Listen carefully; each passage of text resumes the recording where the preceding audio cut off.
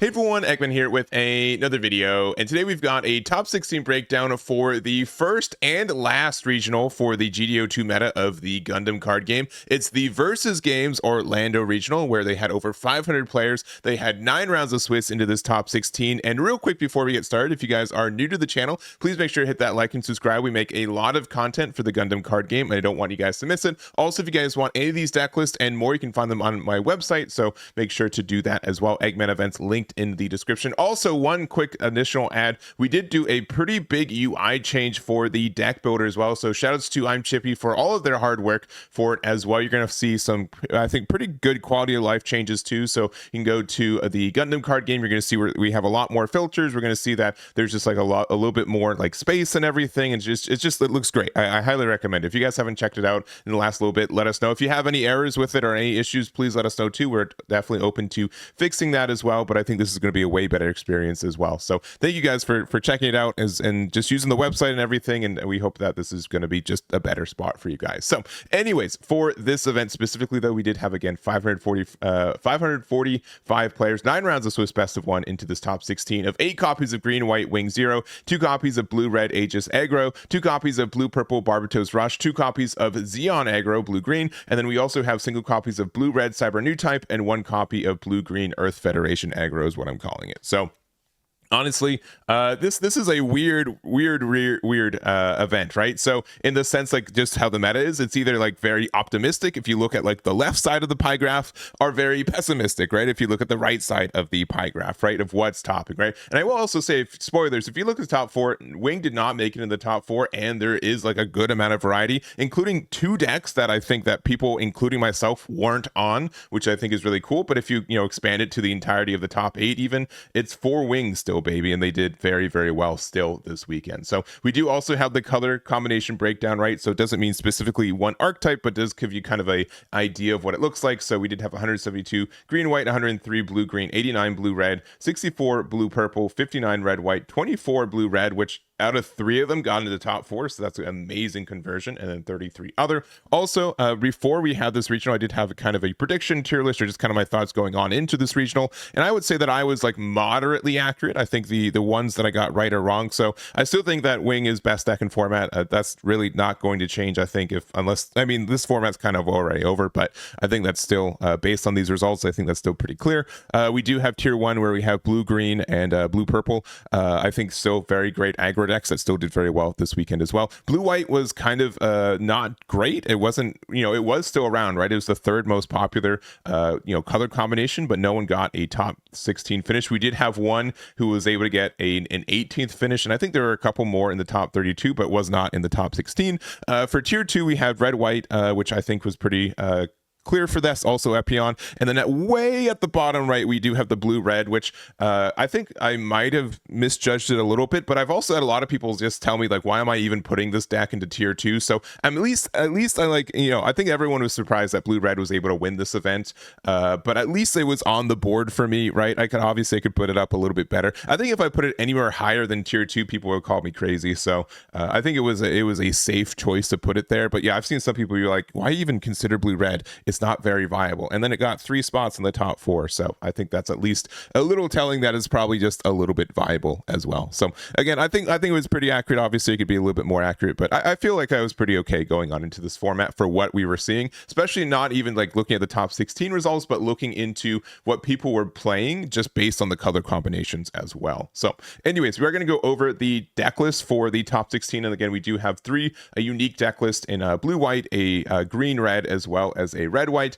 But if we're going to do that again. If you guys want to see any individual deck lists, you can find them on my website, Eggman Events, and we're going to have them time stamped as well throughout the video, so you guys can skip around and such. So we're going to start off with the blue red. I've been calling this Aegis Aggro, and that's just what it's going to be. If you have a better name, let me know. But this is a deck that like mildly existed a little bit in GD01, and the part that existed was the Amuro Ray and the Atherin. We've got 2 builds in the top 4. We have the build from Dandy here, and then we also have the build build here from Susletta as well. So pretty similar. You can tell by the design, just some minor changes. Also, real quick too, if you guys want to see kind of an interview and breakdown, you can check out Garrett's video with Dandy as well. Highly recommend it. They're going to be way better at talking about their deck than I am, but I'm going to give it a shot anyways. But make sure to check that out if you guys want to see more of an in-depth kind of overview of how the deck works and why they made the decisions and just kind of everything else. So generally speaking though, right, the kind of great thing about this is that I've always liked this card. This has been, I think, the better of the two Aegises from Star Deck 4, and just the fact that this is a card that has Breach 3 is fantastic, right? Especially in like a blocker meta where there's like Gundam Lufrith and also like even Rick Dios, right? The fact that you can say, well, I'm going to play this for here, and then if it's Rick Dios, we can just pressure for free. They can't really block because they're going to get the breach damage anyways. And then there's also just, if you get Atherin, you can get rid of any early game blocker and get rid of their EX base in one fell swoop. And that's really, really great, right? And it's kind of like the same mentality of what we do for the Gundam, right? The fact that we have this with the Amuro, right? Being able to use both of them at the same time to say, okay, I'm going to rest a blocker, I'm going to get rid of it and heal up afterwards. I think that's like a really good mentality for how the deck works as well. So one obviously key card that a lot of people I think are focusing on are the Gundam Versago here. So having Breach 1 and deploy, if there are 3 or less enemy shields, choose one enemy unit with 5 or less AP and deal 2 damage to it. So I think that this deck, being an aggressive deck, is not too outrageous to be able to get that damage very early. I would say that this was definitely a card that a lot of people, including myself, were not on for a long time. There was kind of like a meme for a European event that I was able to get into the top 16, which was not true. So seeing this get first place, I had this flashback of like, all right, is this the actual deck list, or am someone trying to punk me again? But it is, I promise this time. So but it's interesting to see that. I know a lot of people were theory crafting like, getting down to 3 shields isn't too bad. You know, we don't really like the breach one is fine. Like being able to get like you're not going to play the pilot for it either. But the fact that you get some pretty good advantage just for playing this card without anything is not terrible compared to a lot of other options there. So we also do have like the Sayla's light type gun cannon, right? Sometimes they're going to play out a tall geese token, so you get rid of it, which is nice. We do also have like the BQ here, being able to use the support to be able to, you know, pump this into a 5 AP so you can get rid of like a shield or something, or like a base or something. I think this is a pretty solid build in general. So, and we're going to see the build here from Susletta as well. The only main difference I saw was the addition of the dual Gundam. So this unit has a 5 or more AP, gets breach 3. And then also the fact that, you know, if you have Atherin with it, you can link with an attack the turn you play with it. So you do need to have 5 or more AP, which you don't get naturally from Atherin, but there is also like the nice little benefit of like you can use Gundam with Amuro or any pair with it to give AP +1 across the board. Obviously, we have the BQ again to be able to get the boost there. I am surprised they aren't playing any copies of the Visalis when they do have the dual Gundam, since Visalis, dual Gundam, and Atherin will get that breach 3. So I did find that a little bit weird, but I do think that there's just like a lot of cards where you can get pretty good links with Atherin because Zaf trait links are moderately popular for this archetype, so that can happen for it. But I think like just having this Aegis Gundam by itself, like, is obviously a really good start. So you have like now 2 copies of like your best level 4 play. It's either the Gundam and Amuro, or it's the Gundam Aegis Gundam and Atherin, and either one of those I think you have a really strong start because of it. So I don't have much more to say. Congratulations to both our players for getting top 4 with, again, a deck that a lot of people would say was rogue or not viable, and being able to prove them wrong and get this first place finish. So congratulations there. All right, next up we do have Lutz with their build of the red and blue Cyber-Newtype. And you guys know me, I love this deck. I was a big fan of it in GD01, and I did find like a little bit of an issue trying to translate it into GD02, just because of how the blocker meta really does hurt this deck, because we don't have great ways to interact with it. But I'm a big fan of what this deck is looking like. Being able to add the Qubeley for the top end is, I think, really strong for the deck. I will say, like, you guys can go back to like my team deck list at the beginning of the meta. I did have a pretty similar build for this one, and I wouldn't even say it was bad. I just was a deck that I wasn't actively trying to test and get better with. So I'm not incredibly surprised about this. It more so, if anything, has just made me feel like, man, I could have, if I went back to this deck and tried a little bit more, maybe I would find a little bit more success with it. So obviously Qubeley works really well. It's with any Neo Zeon pilot, so that also means Marita. I am a little bit surprised that we are playing 3 copies of Kshatriya and 3 copies of Unicorn, but I think like getting like the fact that we are just a level 6 does mean that we do get out of some damage from like the Wing 0 that we wouldn't otherwise. Obviously, like, we don't get like the when paired effect for Kshatriya, but we do get get to like the during link attack ability from the Merida, so that can be just good enough. Other than that, we kind of just have like, I would say, the standard blue and red stuff. Big fan of gun cannon, always have been. So this being able to like rest blockers, obviously using this with even like a Merida, right? Being able to rest something with 2 less HP, make this a 4/4 repair one is not terrible.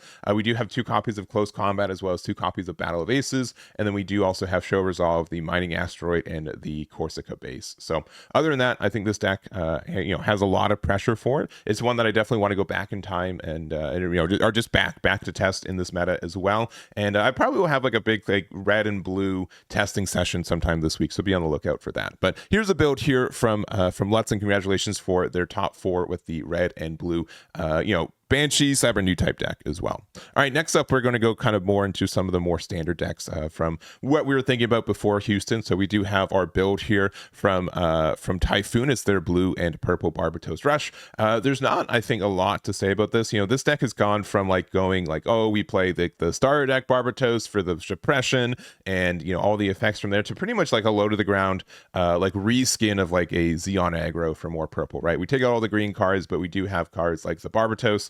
First form with Mikazuki, this card just generically being really, really good in this game. Still, like I'd say, like if you were to ask me right now what I think the 3 best pilots in the game is, it's Amuro, Kira, and then Mikazuki. Because I think like this card just having like a really generic but good when paired effect is really, really helpful, and the way that you can combo it with other cards. So Fatal Strike at 4 copies. I've definitely been going from like 2 copies to 3 copies, and now I'm in the realm where 4 copies is not out of it as well. I think just being able to just, even though like you're not like getting like as much like advantage from it when it comes to like card advantage with it, you do get to get rid of like some really good blockers with it. And if you're already kind of ahead, this being able to just get rid of blockers and be able to push more, I think it's kind of worth it. And sometimes like the burst effect comes up, so I've definitely been converted over the last couple weeks that this card is probably worth getting 3 to 4 copies as well. So there it is. We got Show Resolve, Corsica base. I know you guys know I love this card, and it's been good forever in my mind. So even if there's a way to interact with it, like just saying like if this was a 3/3 body that you were like a 3 like if this was a unit just summoned Tallgeese draw 1, still kind of good in these situations. So other than that, I don't have much more to say. Most of it you really carried on the fact that these early links from Amuro and Mikazuki can really kind of change the tide of the game, and not much more to say. The only other thing is that I do love playing gun cannon, especially because gun cannon with Mikazuki does have some like really cool interactions, especially because you can use it to deal a damage to like a Rick Dios, and then the gun cannon can rest it. But I digress. I think the build is still good. So here's a build from Typhoon. Congratulations for their top there. All right, next up we've got Wing. So we've made it to this part of the video here. I'm going to probably see a timestamp where like a lot of people just shift down the line with it, but we're here anyways. We've got 2 builds we're going to look at, and kind of like the standard builds that I've been seeing. So we've got Cullen's build, which I would say is like the blocker heavy standard one, where we have been adding not only just like blockers, but we've been adding launcher strike as well, to just really make sure that your opponent is not going to be able to have any good attacks anytime soon. So with that, we've got the sword strike, we've got the ale strike. We are playing 4 copies of Kira. The fact that this card does let you just get the link for any of these units is fantastic. You also don't, you're also playing the Freedom Gundam, right? So you also get the link there if you need it. We are playing the top end. It's interesting to see only 3 copies of the Wing Zero. I think most people still max it out at 4, but I think 3 is understood, especially since we are playing Freedom and other top end stuff. So, but I do think you will be missing it sometimes when you really wish you didn't. We do have Overflowing, Unforeseen, Striker Pack, and then the Underground Desert Base. So you guys kind of know what this looks like. I think this is a pretty standard build, especially on the more blocker focus. And then I've been also seeing a lot more of, I've been calling it the Breach build for it. Mostly the identification is if you're playing Shenlong, and if you also are playing the Chong Wu Fei. So it's just like a different like tech ad for it, right? You still are playing some blockers. You're still playing Kira, right? You're just kind of getting out of like the launcher strike Gundam as well, but being able to like proactively get rid of your opponent's blockers as well, like in the mirror match, can be good. Most people are still not playing Death Strike as well. So that's been, and Duo, right? Those 2 are kind of just missing from a lot of these Wing decks, instead of just focusing on just getting the blockers there. We do have Justice Gundam, which has been like a neat little tech fantastic ad for the deck, right? Especially like, getting a 2/2 blocker on level 7 when you know that level 8 you're going to be able to play your wing. It's just like a really good kind of compromise, and then you have this 5/5 body that doesn't get hit by your own wing 0 effect as well. So other than that, not really much more to say. I don't really have a lot to say about wing 0 that I haven't said already. I think you guys are probably knowing. You guys have your own opinions and thoughts about this deck, and it's in the long term too. So here are the builds, though. I think it's still great to get these top 16 finishes with them. And so congratulations to Cullen, to Duality, as well as all of our wing 0 players who were able to get that top 16 finish. All right, next up we've got our blue-green. I'm going to say Zeon Aggro. We also will look at a different build, but like these decks, like this is also like, and I can almost say verbatim, like one of these, like this list 50 for 50. This is not the first time it's been on this website, right? This deck I think has been pretty solved and for a long time, since essentially halfway through GD01. There's no real new cards that we've added. I think the only difference is that right now a lot of people are playing white base instead of Showa Resolve, right? Being able to like technically get a draw 1 as well as like a unit for 4 instead of like just a draw 2 for 3. So it's like a this or that kind of mentality for it. But in general, I think that this is just you guys have your opinions on it too. So I will also say we do have the blue-green I'm calling this Earth Federation aggro as well. So this one's like slightly different. You can also say it's like Breach aggro as well, because it does have like the Shang Wu Fei stuff, right? This also is not like the first time I've seen a color combination of this with these cards, well, at least with the pilots of Amuro and Shang Wu Fei. But this has been a mildly popular build too, especially like when there's so many blockers in the game right now that people are using. Shenlong Gundam is just insane, right? The fact that you essentially get to go 2 for 1, you don't need to have the Shang Wu Fei for the full effect. You can just say, well, I'm going to play this out. I'm going to hope that you don't have the L strike, and then if you don't, I get to attack, I get to breach over something and get rid of one of your Rick Dios's or your Gundam Lufrith or something like that. So I think that's also just very, very good there. So I don't really have much more to say about that. I think that this is a strong deck in itself. I do like the one ad of Intercept Orders, just because it does let you like rest something and then like get the free removal with one of your Shenlongs and get the breach still, which I think is good. But other than that, blue-green aggro I think is pretty understood still. I think it's probably still the best color combination when it comes to pure aggression. So I think that's pretty understood there. So this is the build here from Joel. Congratulations for their top 16 there. All right, we've got 3 bonus decks. We're gonna start off with this TheDavster with their build of blue-white freedom blockers.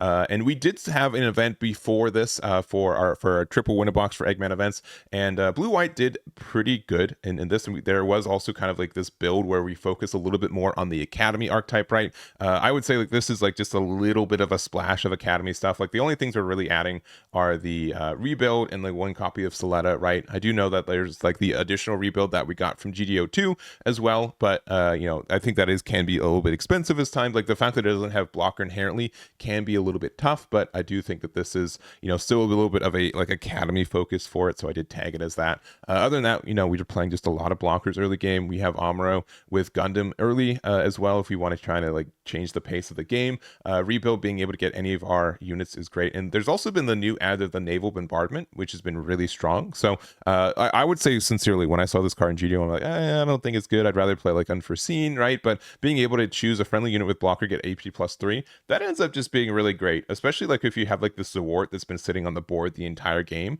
The fact that you're able to make this like a 6 AP for just 1 card in a deck that just has the best card advantage in the game generically is actually really, really solid. And then there's also just times on defense, right? Like a lot of people are kind of trying to play around Unforeseen. So when you have to play around naval bombardment instead, it's a little bit different. So I think it's a cool ad that people have been doing lately. It's obviously caught me off guard a little bit too. So it's something you have to be aware of, and it's just great, especially since you can also like Justice Gundam makes your 2/2 token. If that survives, you can make it a 5/2 token. Even if it doesn't survive, you can block with it in naval bombardment. Your opponent's going to be quite surprised and upset that they lost their 5 HP unit to a little token. So I don't have much more to say, but here's the build from TheDavster. Congratulations for their finish there. We also do have Kevin with their build of green and red Neo Zeon. I'm going to call it Wing. This was I'm gonna call it, if Kevin, if I'm wrong, you can let me know in the comments. This is directly inspired, borrowed from the Japanese list. I was able to get a top 16 finish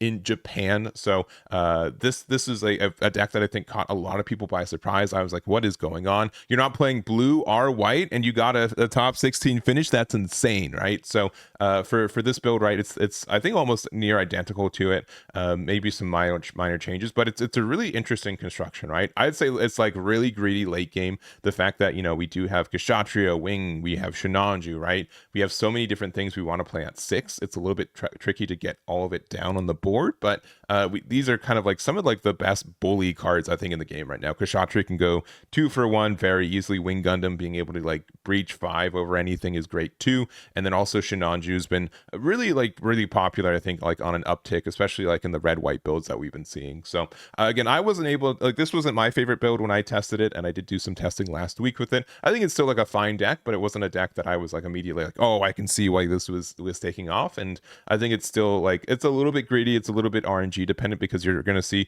we have 0 consistency cards outside of the Shar Zaku 2, but like, you know, it's still like a pretty okay deck. I think what it is, it's just one that I would need a little bit more convincing for. But here's a build from Kevin. Congratulations for their finish there. And then to wrap it up, we do have Matt with their build of red and white Qubeley ping, which was getting a slight bubble out of top 32 with a 33rd place finish. And this is honestly a deck that I believed in quite a bit. Again, if we go back to the tier list at the beginning of the video, I did put it at like the top of tier 2, and I guess that was moderately accurate for what we're seeing. I've been seeing a lot of people in specifically Japan play this deck, and I think it's still good. Like I would still like try to sleeve this up and take it to like a local event or even like a new type challenge, but it is something that is still like missing something at sometimes, right? But we do have, again, I think some of like the best like mid boss monsters in the game: Kshatriya, Shinanju, the Qubeley, right? We have so much potential for damage. We have the close combat, the battle of aces, we have the Relula, right? Like this deck has a lot going on where you know, you can get to these end game positions. Like my favorite end game position is that if we have Shinanju and Qubeley out,